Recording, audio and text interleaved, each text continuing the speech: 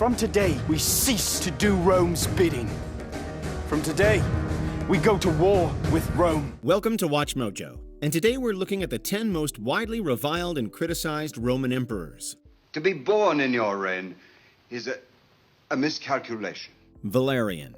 Serving between 253 and 260, Valerian reigned during the crisis of the 3rd century, a period of time that was marred by invasions, economic troubles, and internal instability. He failed to address the empire's fledgling economy and was known for his harsh persecution of Christians, which increased social unrest. Christians. When they see a few of their high priests eaten by lions, they'll turn to our gods. He also struggled in his military duties, leading to what is perhaps his biggest contribution to history. Valerian was captured during the Battle of Edessa in 260 AD, making him the only Roman emperor to be taken captive. Not only that, but some sources claim that he was humiliated in captivity by the Sasanian King of Kings, Shapur I. It was a tremendous embarrassment for the failing Roman Empire, and it worsened an already terrible crisis. The Romans see Christianity as a threat because of its promise to undermine Roman conceptions of how power and authority were supposed to work. Tiberius. Why did the Emperor Tiberius describe his role as being like holding a wolf by the ears?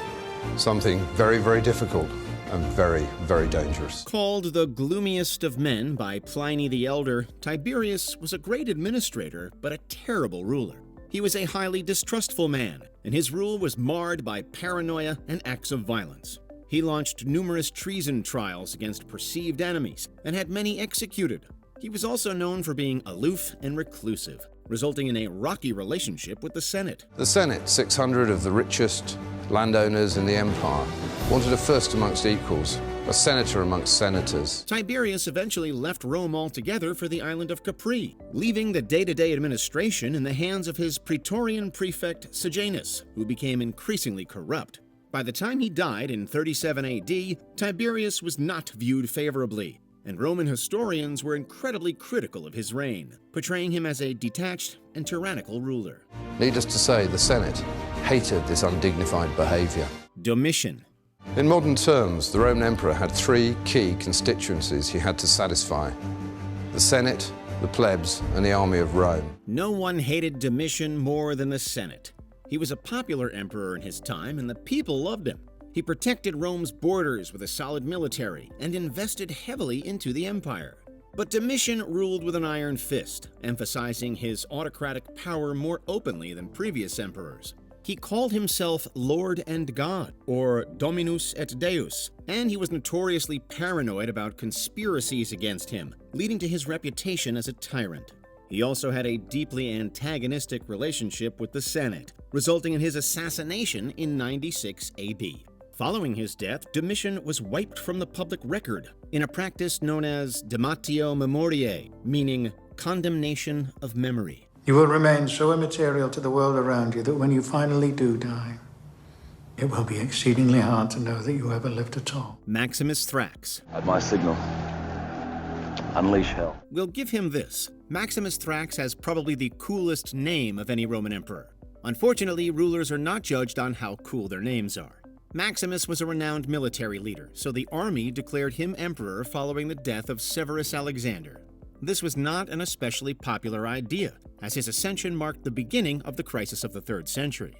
The Senate saw Maximus as a low-born outsider, and his authority was undermined by his open disdain for diplomacy and political traditions. His continuous military campaigns were also very expensive, and he raised taxes in order to fund them. Naturally, this too was not a popular idea, and the high taxes led to widespread discontent. 3 weeks from now, I will be harvesting my crops. Imagine where you will be, and it will be so. Elagabalus. All hail the king! All hail the king! Drinks for all! At the pleasure of the crown! Want a real-life King Aegon? It's Elagabalus. He began his reign at just 14 and proceeded to infiltrate politicians and citizens alike with his shocking public behavior and total disregard for political office. He openly defied traditional Roman customs and even introduced a new god to the citizenry called Elagabal, which he forced people to publicly worship. He was also known for his sexual promiscuity and wild debauchery, as he certainly got around and even sold his body for money. He did what he wanted and didn't care who he upset in the process. Unfortunately for him, Elagabalus made one too many enemies and was assassinated, with his corpse being unceremoniously thrown into the Tiber River. You have come so far, and yet you still lie with your very first.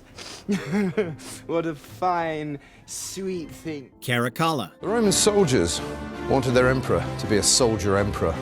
They loved Kacala. He marched with them. He sat on the ground and ate porridge with them. And if you want a real-life King Joffrey, let's point you towards Kacala. The similarities between him and Joffrey are significant, with historian Edward Gibbon calling him, quote, the common enemy of mankind. Kacala was very young and had virtually zero interest in politics, with most of the administrative work being left to his mother, Julia Domna, who ruled behind the scenes. Sound familiar? Killing you would send your brother a message.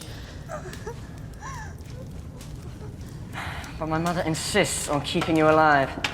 Stand. He was also a reckless spender and was enormously violent, having his own brother assassinated and unleashing a series of massacres across the Roman Empire.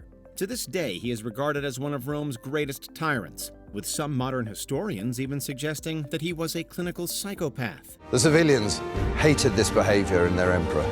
It was little better than him reducing himself to the level of a barbarian. Honorius. I wonder if the Emperor Honorius, watching the Visigoths coming over the Seventh Hill, truly realized that the Roman Empire was about to fall. Perilous times call for great leaders. Rome got Honorius.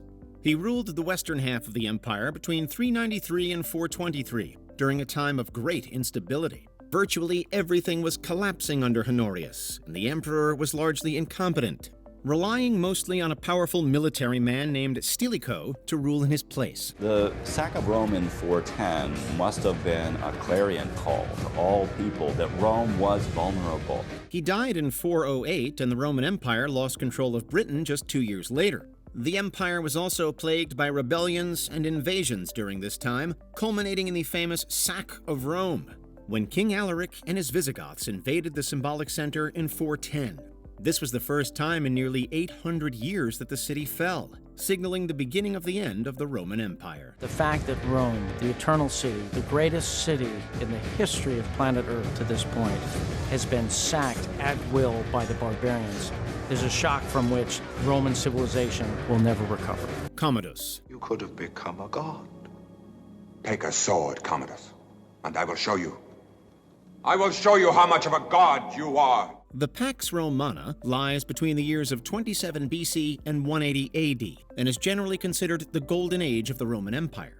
That period of historic prosperity ended with the megalomaniac Commodus. Virtually everything fell apart under him, thanks to his inept rule and general neglect of governance. Commodus just wanted to have fun and had no interest in actually ruling, instead relying on corrupt officials and advisors to cover the day-to-day operations. I wish to see Rome once more the city of light, gaiety, of beauty, and strength. We will have games. Meanwhile, Commodus lived extravagantly, ruining the economy and often fighting in the Colosseum as a mock gladiator. He even started his own cult of personality, renaming Rome after himself and erecting statues portraying him as Hercules. These statues were promptly dismantled after Commodus was assassinated in 192. You would fight me? Why not? Do you think I'm afraid? I think you've been afraid all your life. Nero. The fate of Christians who persisted in their belief was a capital offense. It was a death penalty. It's said that Nero fiddled while Rome burned. This probably isn't literal, but it sure paints a good picture of his distaste for the city. Nero was popular with the commoners, but everyone else, especially the aristocracy, detested him. He had a lavish lifestyle and spent wildly, often taxing the higher classes to pay for his debauchery and opulence. He also valued personal entertainment over effective governance, and was known for his wicked cruelty, like having his mother, wife, and stepbrother all murdered. Adhere to your special gifts, Nero. Murder and arson, betrayal and terror. He also infamously blamed Christians for the Great Fire of Rome in 64 AD, kickstarting one of history's most notorious persecutions. Many contemporaries blamed Nero for starting the fire himself, either to scapegoat Christians or clear land for a new extravagant palace. Now indeed Nero has his place in history. Before we continue, be sure to subscribe to our channel and ring the bell to get notified about our latest videos. You have the option to be notified for occasional videos or all of them. If you're on your phone, make sure you go into Settings and switch on your notifications.